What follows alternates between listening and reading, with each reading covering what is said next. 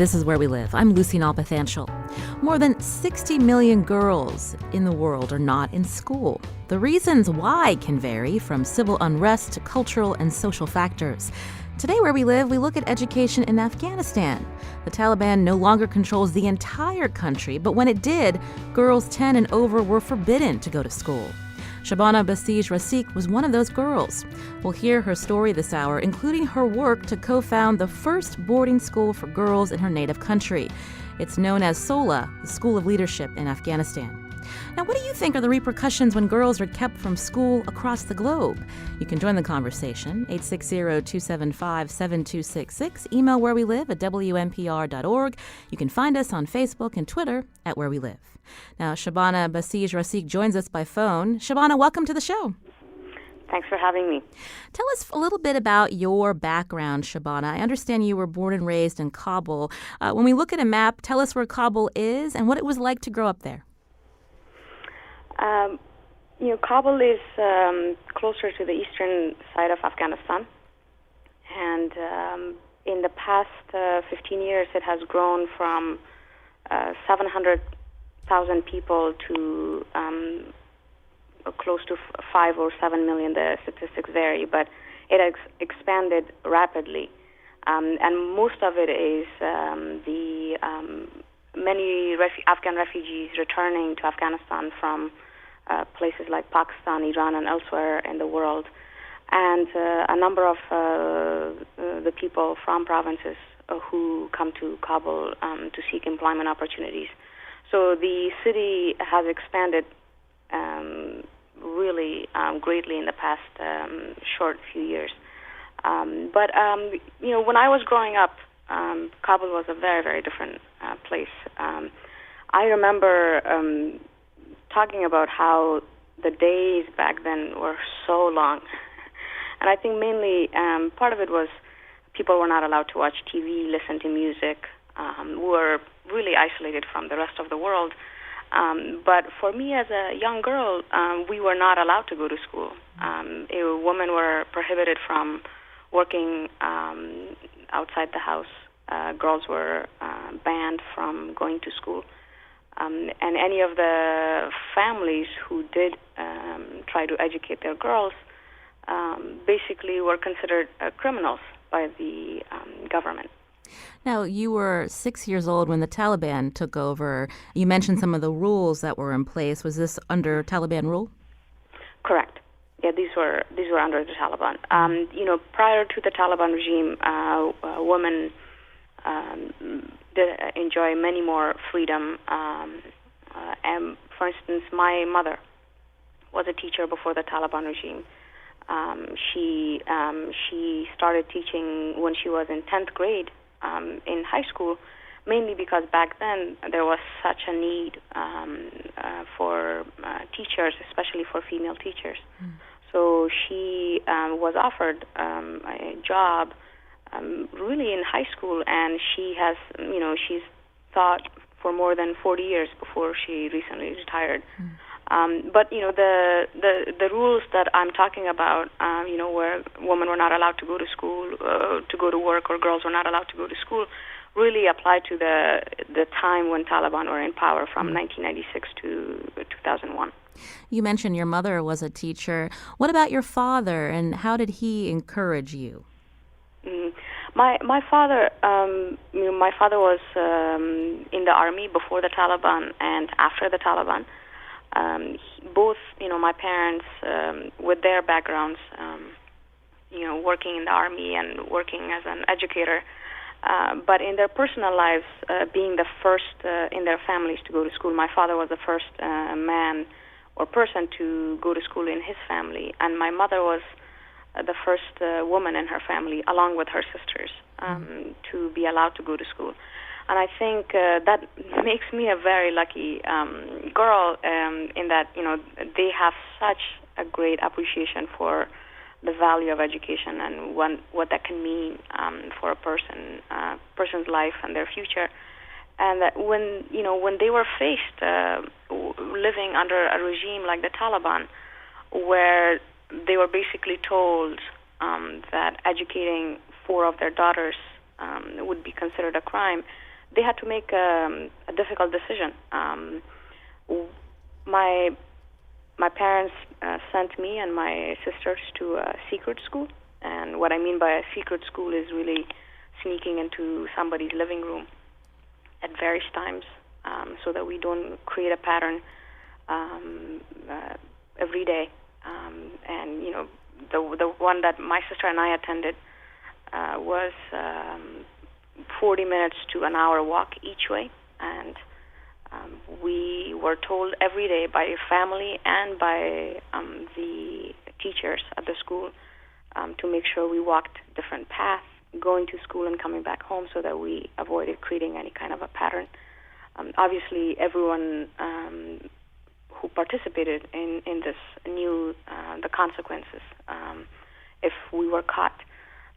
In most cases, we heard stories, horrific stories of some secret schools being discovered by the Taliban, where they beheaded the teacher, punished the students and their families.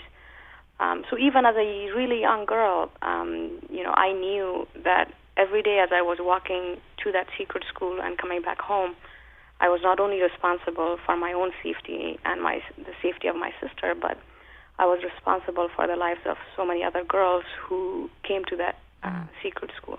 Now, Shabana, and, as a young person, that can weigh on you quite heavily. Now, Shabana, when you and your sister went to that secret school, you also were in disguise? Yes. So my older sister was old enough that she had to wear a burqa. And again, the Taliban did not allow women to be walking outside alone. They had to be accompanied by a male family member. And in this case, it was my mother who decided to dress me up as a boy, so that I could accompany my sister to and from. This was the only way both of us could get an education, but also really minimize any kind of attention that we would get once we were outside the home. How long did this go on, Shabana, and how did you have optimism during this time? Because every day you had to be fearful that you would get caught.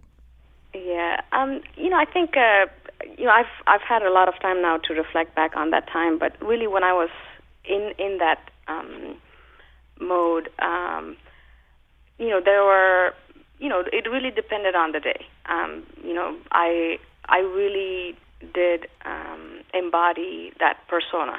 It gave me a lot of freedom. Outside the secret school trip every day, I was allowed to be outside playing. I spent hours flying kites or playing soccer with my brother and his friends in the neighborhood. But there were times when we would walk to the school and feel like we had a very close call of being caught, and obviously that's a really, really scary experience when when you hear stories about public executions just to teach people a lesson.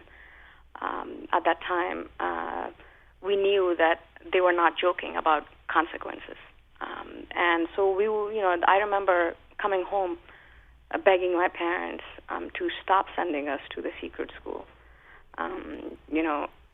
I get really emotional talking about this every time, because I think my parents were incredibly brave in doing what they did. We would say, please, there is no need for us to go to school. So many other girls in our lives, in relatives and neighbors, don't take this risk. Why do we have to take this risk? Why is it so important? It's not like we can graduate from high school and go to college or university and get a job. So why bother? And, my parents were incredibly gracious and patient in explaining the value of education. And I don't think I quite appreciated what they were saying then until several years later. But they would remind us that, in life we could lose everything.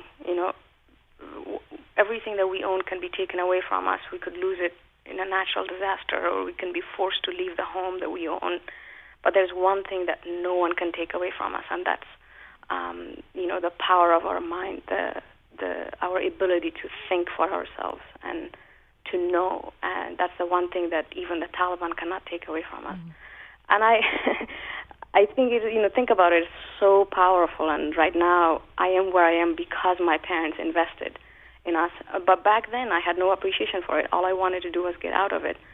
And I thank my parents for being persistent because back then we didn't even have cell phones. And, every day my mother would send us to school, not knowing if we would come home at all, or if we would come home alive.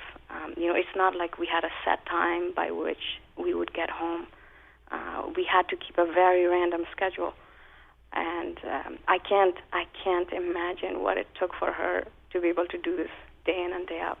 This is Where We Live. I'm speaking with Shabana Basij Rasik. She's an Afghanistan native. She lives in New England, and she's the co-founder and president of SOLA, the School of Leadership Afghanistan. Shabana, everything changed in 2001. Do you remember what your father said when the Taliban was overthrown, when the U.S. invaded? Yeah, I remember during the Taliban regime, my father owned this small gray radio through which he tried to listen to the news, BBC World Service and Voice of America and whatever he could access. And, I remember every morning he would try to pay so much attention, and he did not like being disturbed during the morning news hour. But that particular morning, when the Taliban were ousted from Kabul, my father had a huge grin on his face. Even everything in our household was loud and happy.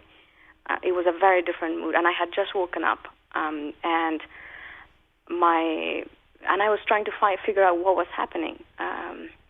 My father said, "The Taliban are gone." I couldn't believe it, even though I was really young, but the 6 years living under the Taliban regime felt like the longest years of my life. I'm not sure why I felt that way, but I ran outside. I opened the door to the outside, and I made sure I kept all of my body inside the house and just, try to tilt my head outside and see if they were really gone. It was a very foggy morning. I looked to the right and left, and I made sure I was mostly inside because I was worried that somehow some Talib was hiding in a corner waiting to see my happiness and then try to kill me. And I saw nothing but just this beautiful, quiet, still morning that it's one of my fondest memories of that morning.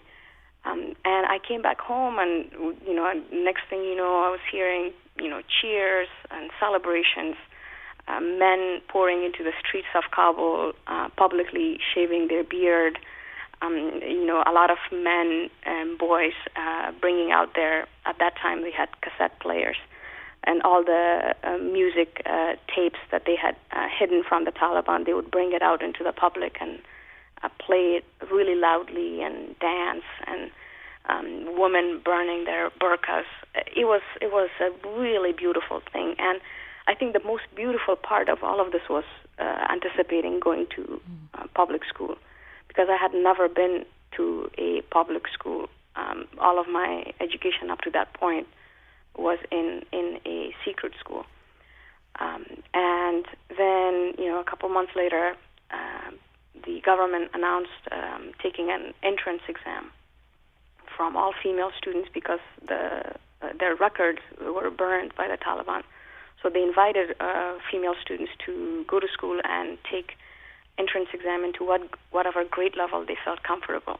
And I had just finished 6th grade, so I took that entrance exam and was placed into 7th grade. And when they were announcing the class, they divided students into groups of 60 or 70 students per classroom. Because I had scored at the top of the class, I was chosen as class representative.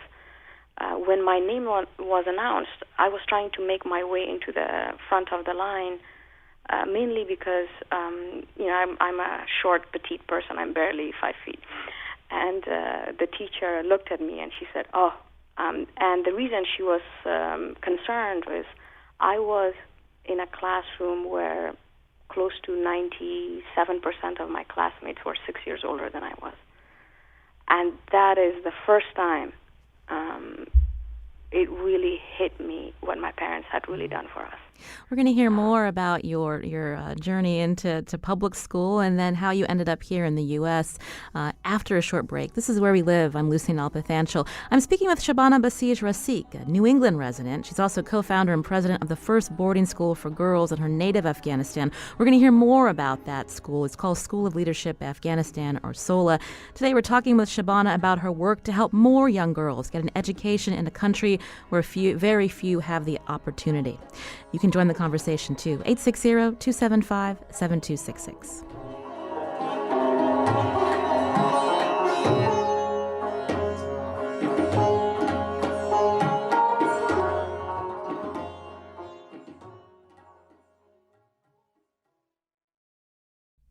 This is Where We Live. I'm Lucy Nalpathanchel. Lately, there has been a wave of killings around Afghanistan, specifically targeting girls who study or women who work.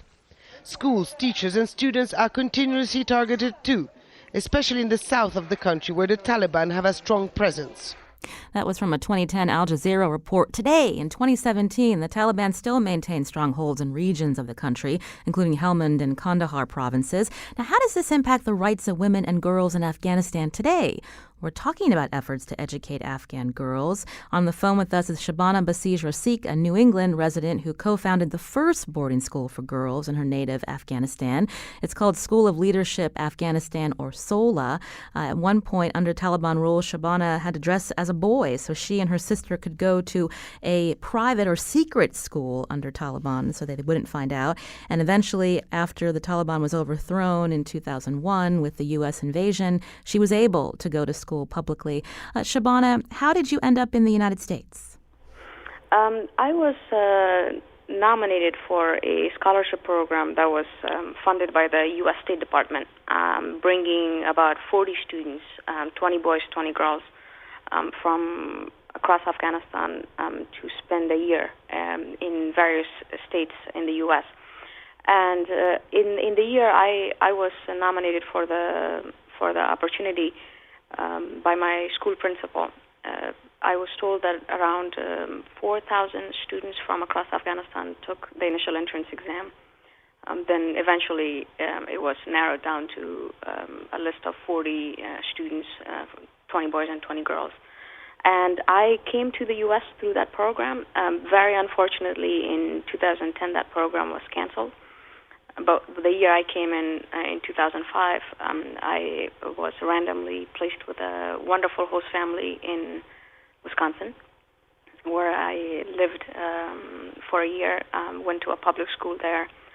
And then in 2006, I returned to Afghanistan for a year before coming back to the U.S., to actually Vermont, where I attended Middlebury College from 2007 to 2011. What was the reaction of your parents who risked so much so that you and your siblings could attend school, this idea that you were able to go to the U.S. to study and get a degree? Yeah. So I was the first person in my family to come to the U.S. For education. I have 5 siblings, and eventually they all came mostly to the New England area to study, and some of us have gone back. I have 2 siblings who are still students here in the U.S. But back then in 2005, I mean, when I was going through the process, the exam process, I had just started learning English in 2004. So really, my family, all of us kind of, didn't think I had a chance, at least not that year, of getting into the program. But I kept getting shortlisted to the next round, and, the attitude that I held and my family held was like, well, maybe in the next round I won't be invited. And finally, I got visa, and a date was set for me to travel to the U.S. And that's when, my parents started getting feedback from, from nearby people, saying, maybe she shouldn't go to the U.S. At that time it was, too early into the relationship between the U.S. and Afghanistan, and the fact that I was young, people expressed concern. And by the time my father heard all of that, he basically said, I haven't asked anyone for their opinion whether she should go or not. She's earned it, and she's going. And I came. Obviously they are very proud, but like most South Asian parents, they won't say it in front of me. But I know they are very proud, and I've heard my father tell other people most often that his biggest investment in life is the education of his 6 children.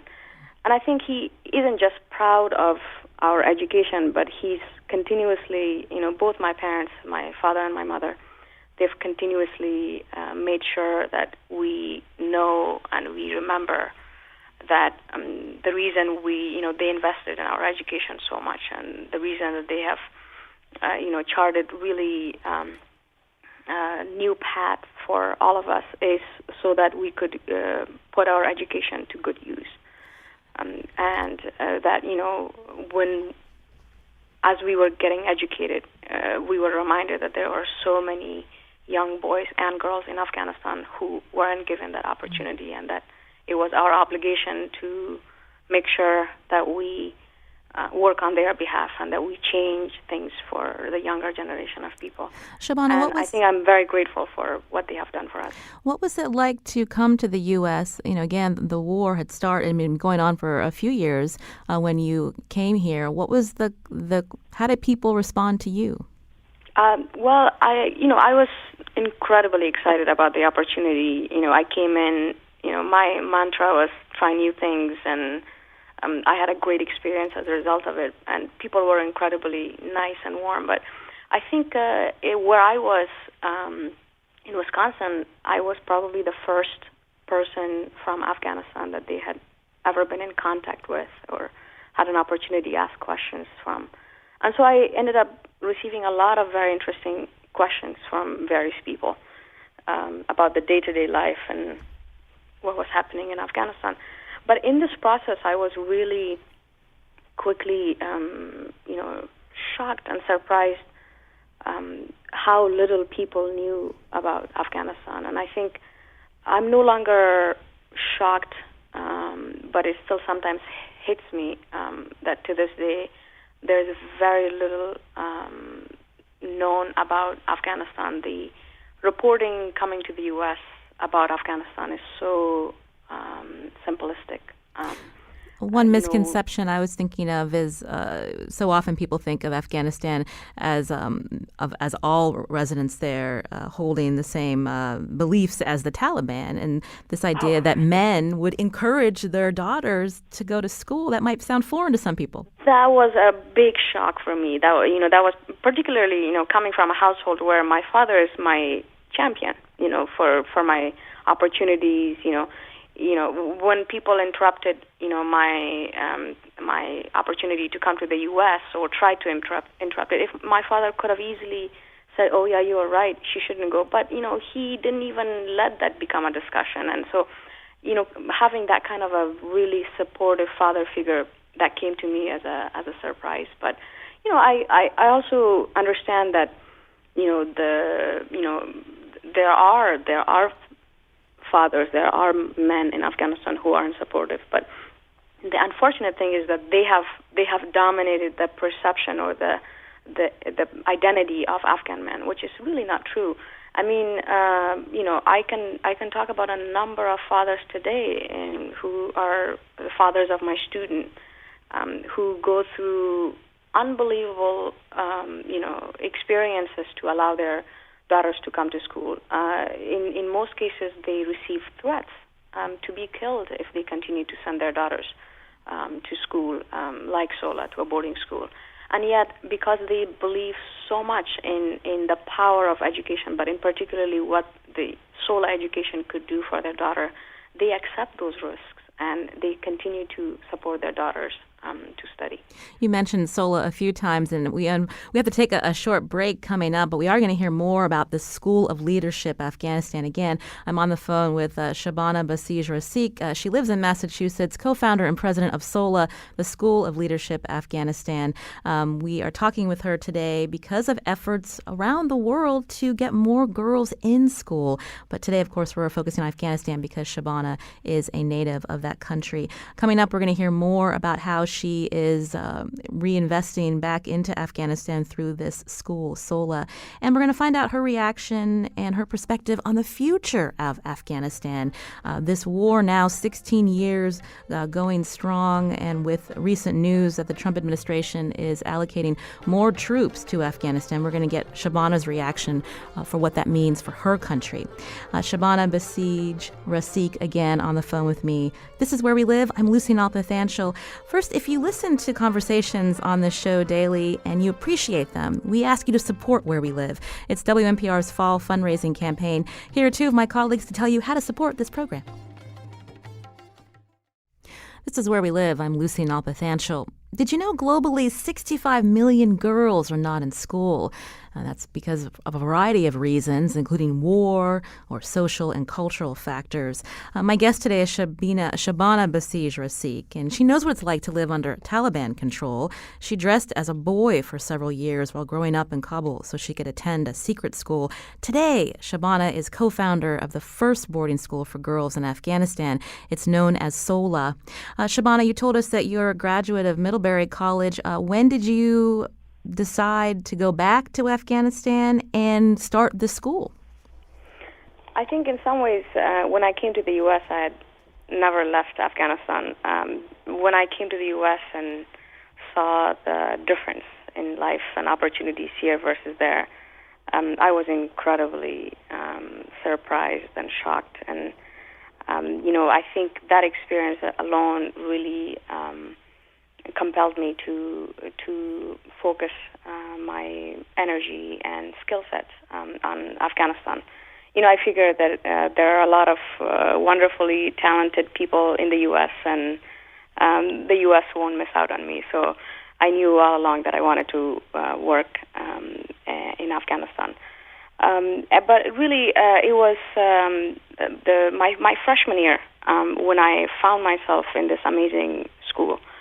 And during orientation, the president of Middlebury said something along the lines of how only 2 or 3% of Americans are lucky enough to have access to that quality of education that is taught at a place like Middlebury. And, there was a report from the UN that came out that year that said only 6% of women in Afghanistan, 6%, have a college degree. And I couldn't do the math for myself, on the path that I was. I felt so lucky, so privileged, that at times I felt incredibly guilty. And I think it was that feeling that really, that's when I decided that I wanted to help young Afghan boys and girls gain access to quality education in a place like the U.S. so that they can also get a great education and return to Afghanistan and work there. And so that was really the beginning of the founding of SOLA. In all honesty, I felt like this was going to be a side project, that I was going to have a different career, and that, on the side I would always support young people gaining access to great education overseas. But then by the time I graduated Middlebury and went back to Afghanistan, my co-founder, who is an American and who also lives here in New England now, at that time he lived in Afghanistan, an amazing human being. And he and I initially started SOLA as a scholarship program. We worked with young boys and girls, helped them get scholarship opportunities to come to boarding schools, mostly in the New England area because we had connections here with schools like Brooks and so on. And then help them get into colleges and universities before they return to Afghanistan. But when I returned to Afghanistan in 2011, I worked as a World Bank consultant with a rural development project for a year. And it was during that time working really in the public sphere in the Afghan government and focusing on this side project of ours. That's when I really realized that for me to put my education and skill sets to maximum use for Afghanistan was to become an educator. And I really surprised myself when I first considered myself an educator. And in thinking of what Afghanistan needed, I really wanted to turn our scholarship program into a boarding school, a full-fledged boarding school. Really, how this was such a perfect solution to so many problems facing girls even today. In rural parts of Afghanistan, the misconception here in the U.S. is that the number one reason why girls in Afghanistan don't go to school is, traditional belief and, men in Afghanistan not allowing girls to go to school. But the actual reason, which might surprise a lot of listeners today, is lack of teachers. Let that sink in for a minute. Lack of female teachers is the number one reason why girls in Afghanistan don't go to school. To give you an example, in a southern province in Afghanistan, out of 3,111 teachers in the province, only 16 are women. And out of the 16 teachers, only one has a high school degree. So it is really challenging for girls in rural Afghanistan to get an education. It's not to undermine the fact that, other factors such as lack of security and, in some cases, traditional beliefs prevent girls from going to school. Oftentimes, their labor at home, their help with their mothers at home is far more favored than their ability to study. But there are so many different factors, and the number one being lack of teachers in Afghanistan. So, Shabana, what are you doing to address that shortage, including whether the teachers you hire are qualified to teach these young girls and boys? Yeah. So, when we decided to become a boarding school, it's an all-girls boarding school. And for me, the solution was to create a boarding school, was to create a school in a safe, nurturing environment in a place like Kabul City, and then provide a space for girls from rural parts of Afghanistan to come to Kabul and live in the boarding school and study. We at the moment have 62 students from 15 different provinces in Afghanistan, and our goal is in the next 5 years to grow the school to hopefully the first phase 175 and eventually to 340 students from all 34 provinces in Afghanistan. But the key was to create a boarding school in Kabul where obviously the opportunities for girls and in general girls' education is far more accepted than it is in other parts of the country. And that has really allowed us to not only minimize the security risks in some way, but also to draw on talented pool of teachers. And now what we do, we do hire young Afghan teachers who have recently graduated from university in Afghanistan, but we provide ongoing virtual professional development and e-tutoring and e-mentoring for the teachers and for the students. And so that's one way for us to really make sure that our teachers are able to teach up to the international standards, which is really a key for us. We are really moving away from the memorization system that is so prevalent in our educational system to one that is really inquiry-based, student-centered, and allows and engages students in the classroom and outside of the classroom. Shabana, I wanted to take a quick call. Amy's calling from Hartford. Amy, we have a couple minutes. Go ahead. Hi, Shabana. It's Mrs. Spector. Hi, Mrs. Spector. Great to hear your voice. How are you, my love? I'm doing well. Thank you. I just wanted to say Shabana was a freshman year roommate of my daughter, Michelle, at Middlebury College. And from the very first time I met her, I knew that this young lady was going places. She was always a very determined, very bright, smiling young lady who had such an open heart. And Shabana, you say that you surprised yourself in becoming a teacher. I think you were a natural teacher all along. You were somebody who introduced me to your country, your culture, and those fantastic beans that you make. Well, Amy, thank you for calling. So this is someone that you know personally, Shabana. I'm curious how many students SOLA has today. And we did mention earlier in the show, certain parts of your native Afghanistan still dealing with not only the Taliban, but ISIS is now in Afghanistan. I mean, how does that threaten the work that you're doing? We have 62 students in Afghanistan, and we have sent about 50 to 60 students abroad to the U.S. and 6 other countries around the world for education. We're expanding at about 25 students every year in the next 5 years. The work we're doing in Afghanistan, it's the first and only boarding school for girls. It's, for me, the major focus is on really bringing this model of education to Afghanistan and making sure that our people in Afghanistan are able to take ownership of this kind of a model and really stand behind it to support it. When we started, we had 4 students, and today we have 62, and that number is growing. For our current class of 6th grade students, 26 6th grade students, we had 472 inquiry forms completed. So there is a great desire in this education. It's not to say that our recruitment efforts are easy and seamless, but we do face a lot of challenges.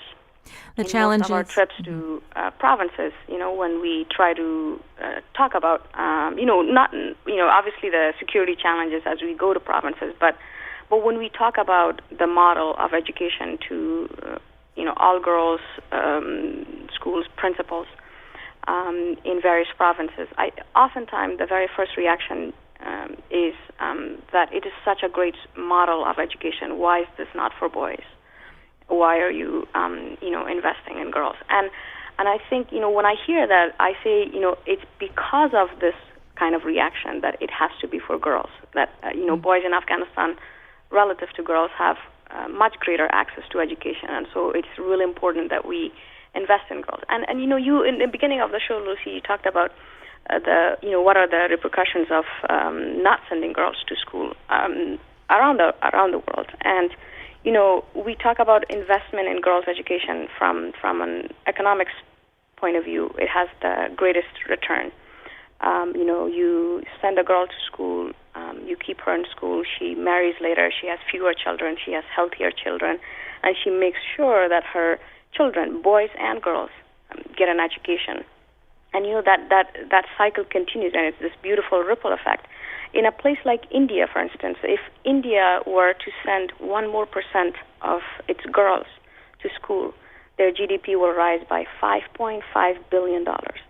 So it's no longer just morally right thing or responsible thing to do to send girls to school or to invest in girls' education, but it's economically smart thing to do, and our world needs it. We all know we are in this, we live at a time when there are so many problems around the world, from terrorism, from, public health crisis or crises around the world. And the answer, quite frankly, to all of that is sending those 65 million girls around the world to school and making sure they stay in school.